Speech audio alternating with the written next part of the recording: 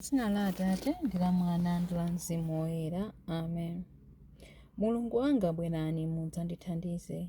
Ulemu ukhale kwa Atate ndi kwa Mwana ndi kwa Mzimu Woyera, monga panali poyamba, tsopano ndi masiku onse ndi pa nthawi zosatha. Amen. Ambuye Yesu Khristu, mukhale nafe tsopano pamene dzuwa latsiriza ulendo wake. Lolani chiyembekezo kuti chisaphimbike ndi mdima, koma chikhulupiriro cha mdima chikhale monga kuwala. Ambuye Yesu Khristu, tipatseni ife mtendere wanu, ndipo pamene mayesero a dziko lapansi adzasiya, tipatseni chaulere chakuwala kwa mmawa, kuwala kwa ulemerero kwa nkhope yanu. Wamoyo pa nthawi zosatha, woyera, kuwala patatu, wanu ndi ufumu, mphamvu ndi ulemerero. Ulemu wonse wa pa nthawi zosatha ndi wanu, utatu woyera wopereka moyo. Chilimbi 1. Maso athu akuyang'ana kwa Ambuye, tikuyembekeza chithandizo chawo chachisoni. Ndikukweza maso anga kwa inu, inu amene mumakhala pa mpando wachifumu kumwamba. Monga momwe anyamata amayang'anira ku dzanja la bwana wawo, monga momwe azakazi amayang'anira ku dzanja la dona wawo, ndi momwenso timayang'anira ife kwa chauta Mulungu wathu, mpaka atatichitira chifundo. Mutichitire chifundo inu chauta, mutichitire chifundo, popeza adani athu atinyoza kopitirira malire. Pa nthawi yayitali anthu olemera akhala akutinyodola, anthu onyada akhala akutinyoza. Ulemu ukhale kwa Atate ndi kwa Mwana ndi kwa Mzimu Woyera, monga panali poyamba, tsopano ndi masiku onse ndi pa nthawi zosatha. Amen. Maso athu akuyang'ana kwa Ambuye, tikuyembekeza chithandizo chawo chachisoni. Chilimbi 2. Chithandizo chanu chimachokera kwa chauta. Chithandizo chathu chimachokera kwa chauta amene adalenga dziko lakumwamba ndi lapansi. Chauta akadapanda kukhala pambali yathu, Israeli anene choncho tsopano. Chauta akadapanda kukhala pambali yathu pamene anthu adatiukira, bwenzi atatimeza amoyo, muja mkwiyo wawo udatiyakira. Bwenzi chigumula chitatisesa, madzi amkokomo atatikokolola, bwenzi madzi amphamvu atatimiza.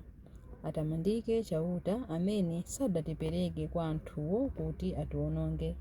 Tawonjoka ngati mbalame, msampha wa osaka. Msampha wachoka ndipo ife tapulumuka. Chithandizo chathu chimachokera kwa chauta amene adalenga kumwamba ndi dziko lapansi. Mulungu ateteza anthu ake.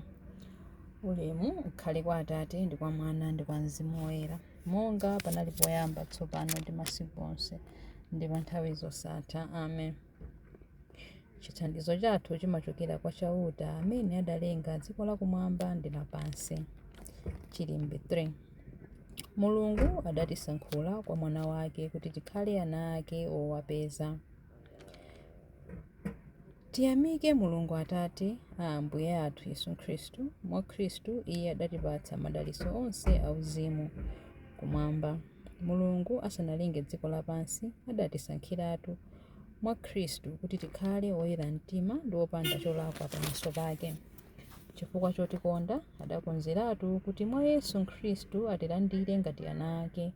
Adachita zimenezi chifukwa adafuna kutero.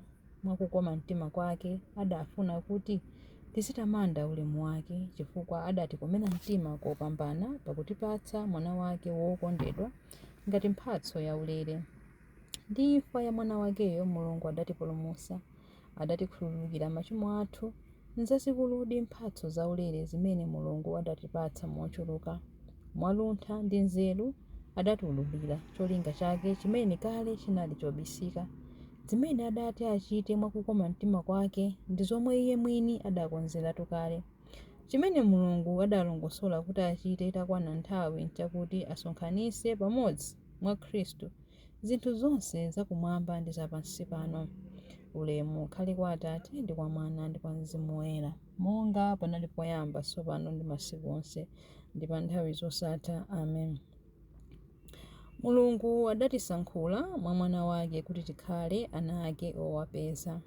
Mawu a Mulungu, mawu akuchokera mu buku la Yakobo 4:11 mpaka 12. Abale, musamasinjirirana. Wosinjirira m'bale wake kapena kumuweruza akusinjirira ndi kuweruza malamulo a Mulungu. Koma ukaweruza malamulo a Mulungu ndiye kuti sukuchita zimene malamulo akunena. Ukuziyesa woweruza. Mulungu yekha ndiye wopanga malamulo ndiponso woweruza, ndiponso wotha kupulumutsa ndi kuwononga. Nanga iwe ndiwe yani kuti uziweruza mnzako? Mawu a Ambuye. Tithokoze Mulungu. Chiyankho: Ambuye, inu nokha mungatiyeretse ku machimo anga popeza ndidakuchimwirani. Ambuye, inu nokha mungandiyeretse ku machimo anga popeza ndidakuchimwirani.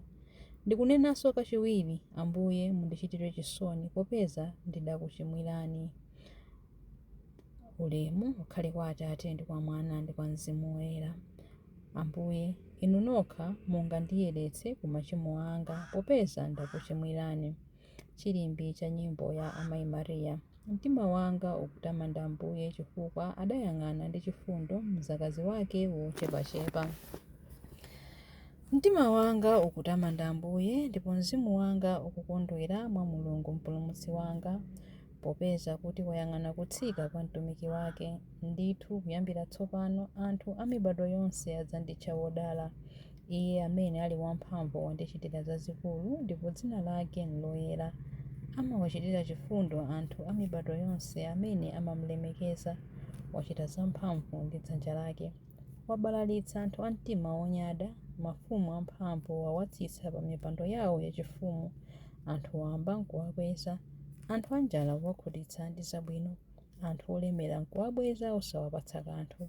Wadzathandiza anthu ake a Israeli pokumbukira chifundo chake. Izi ndi zomwe adalonjeza kuti adzawachitira makolo athu akale aja, Abrahamu ndi zidzukulu zake mpaka muyaya. Ulemu ukhale kwa Atate ndi kwa Mwana ndi kwa Mzimu Woyera, monga panali poyamba, tsopano ndi masiku onse ndi pa nthawi zosatha. Amen. Mtima wanga ukutamanda Ambuye chifukwa adayang'ana ndi chifundo mzakazi wake wochepachepa. Mapemphero. Khristu akufuna kutsogolera mtundu wa anthu onse ku chipulumutso. Tiyeni timupemphe ndi mtima wathu wonse. Ambuye, mutikokere tonsefe kwa inu. Ambuye, kudzera m'magazi anu amtengo wapatali mudatiwombola ku ukapolo wa tchimo. Tipatseni ufulu wa ana a Mulungu. Ambuye, mutikokere tonsefe kwa inu. Perekani chaulere chanu kwa episkopi wathu George Tambala ndi aepiskopi ena onse kuti athe kupereka masakramenti anu ndi chimwemwe chachikulu. Ambuye, mutikokere tonse kwa inu. Lolani kuti onse amene akufuna choona athe kuchipeza, ndipo atachipeza athe kuchilakalaka koposa. Ambuye, mutikokere tonse kwa inu. Mukhale nafe ndi kutonthoza akazi amasiye, ana amasiye ndi ena onse osiyidwa. Ambuye, athe kumva kuti mwawafungatira akhale pafupi nanu. Ambuye, mutikokere tonse kwa inu. Landirani mu ufumu wanu wakumwamba abale ndi alongo athu amene adatisiya, kumene pamodzi ndi Atate ndi Mzimu Woyera inu muzakhala nawo mpaka muyaya. Ambuye, mutikokere tonsefe kwa inu. Ambuye, mutikokere tonsefe kwa inu pamene tikupemphera kuti: Atate athu muli kumwamba, dzina lanu liyeretsedwe, ufumu wanu udze, kufuna kwanu kuchitidwe monga kumwamba choncho pansi pano. Mutipatse ife lero chakudya chathu cha lero. Mutikhululukire ife zochimwa zathu monga ifenso takhululukira adani athu. Musatisiye ife m'chinyengo, koma mutipulumutse ife kwa zoyipa. Amen. Tipemphere. Mulungu Atate athu, pakutha pa tsiku la lero tifika kwa inu amene muli kuwala kwathu kwa nthawi zonse. Tumizani kuwala kwanu pa ife pamene tikulowa mu mdima wa tsiku la leroli. Ndipo tikupemphani mutikhululukire machimo ndi zolephera zathu. Tikupempha izi kudzera mwa Ambuye athu Yesu Khristu mwana wanu, amene ali ndi moyo ndi ufumu limodzi nanu ndi Mzimu Woyera Mulungu tsopano ndi pa nthawi zosatha. Amen. Ambuye atidalitse, atiteteze ife ku zoyipa zonse ndi kutifikitsa ku moyo wosatha. Amen. Dzina la Atate ndi la Mwana ndi la Mzimu Woyera. Amen.